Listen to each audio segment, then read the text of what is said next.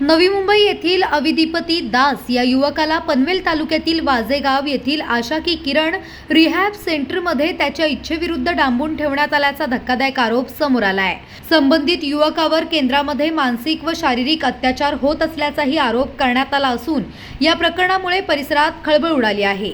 मिळालेल्या माहितीनुसार अविदीपती दास याला त्याच्या इच्छेविरुद्ध रिहॅब सेंटरमध्ये ठेवण्यात आले होते। याबाबत माहिती मिळाल्यानंतर सामाजिक कार्यकर्त्यांनी तात्काळ हस्तक्षेप करत बुधवार दिनांक 2 जुलै रोजी युवकाची सुटका केली। यावेळी पनवेल महानगर अध्यक्षा सौ स्वरूपा सुर्वे, पनवेल उपशहर अध्यक्षा सौ साक्षी दळवी तसेच नवीन पनवेल सचिव सौ मनीषा देशमुख या उपस्थित होत्या।